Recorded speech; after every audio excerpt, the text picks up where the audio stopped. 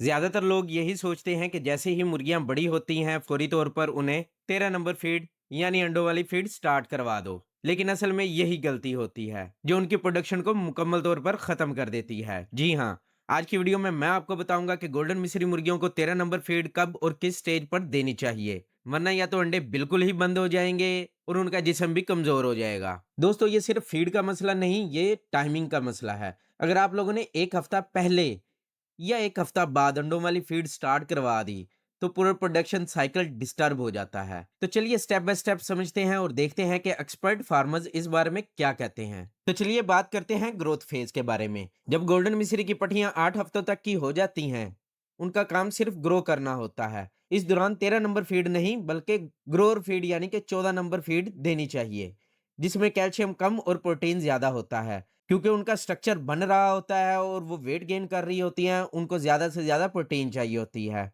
अब बात करते हैं प्री लेइंग फेज़ की, यानी कि अंडों से पहले वाले फेज़ की। अब ये वो वक़्त है जब मुर्गियाँ फिज़िकली मैच्योरिटी के करीब होती हैं।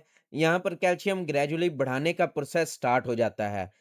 लेकिन अभी फुल 13 नंबर फीड देना मना है, क्योंकि कैल्शियम ज्यादा देने से बॉडी के अंदर अंडे का शेल बनना स्टार्ट हो जाता है, जबकि उनका सिस्टम रेडी नहीं होता। अब बात करते हैं स्टेप 3 की, यानी कि लेइंग फेज की, जब मुर्गियां अंडे उतारने पर आ जाती हैं। यही वो पॉइंट है जहां पर एक्सपर्ट फार्मर्स के बीच कंफ्यूजन होती है। कुछ लोग कहते हैं कि जैसे ही मुर्गी इस उम्र की हो जाए इनकी फीड चेंज कर दो, लेकिन एक्सपर्ट हजरात जो साइंटिफिकली पोल्ट्री को समझते हैं वो कहते हैं कि 13 नंबर फीड तब स्टार्ट करो जब फ्लॉक में एग लेइंग रेशो 15% तक पहुंच जाए। यानी अगर आपके पास 100 मुर्गियां हैं तो कम से कम 15 मुर्गियां अगर अंडा देना शुरू कर गई हैं, तो तब आप लोगों ने 13 नंबर फीड शुरू करवा देनी है। देखो, फर्क यहाँ आता है कि अगर आपने पहले ही अंडों वाली फीड स्टार्ट करवा दी तो कैल्शियम बॉडी के अंदर जमा होना शुरू हो जाएगा, उनके लिवर के ऊपर और उनकी किडनी के ऊपर ओवरलोड बन जाएगा।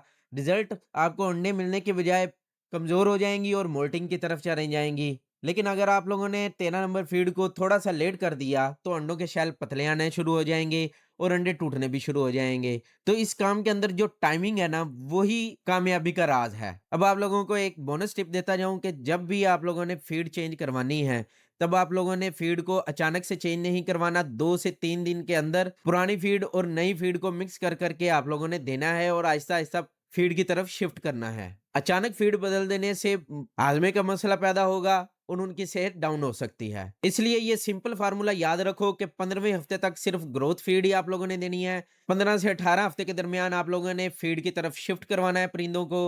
और जब आप लोगों का फ्लॉक 15% प्रोडक्शन के ऊपर आ जाएगा, तब आप लोगों ने 13 नंबर फीड स्टार्ट करवा देनी है। यानी कि अंडों वाली फीड का टाइम वही होता है जब मुर्गियां खुद सिग्नल देती हैं।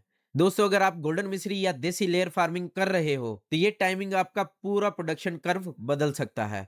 अगर वीडियो पसंद आई है तो लाइक जरूर करो, कमेंट में बताओ आप किस हफ्ते के अंदर फीड को चेंज करते हो, और शेयर करो उन फार्मर्स के साथ जो हर दफा फीड गलत टाइम पे चेंज करते हैं। नेक्स्ट वीडियो में हम बात करेंगे एग प्रोडक्शन डबल करने वाले नेचुरल टॉनिक पर।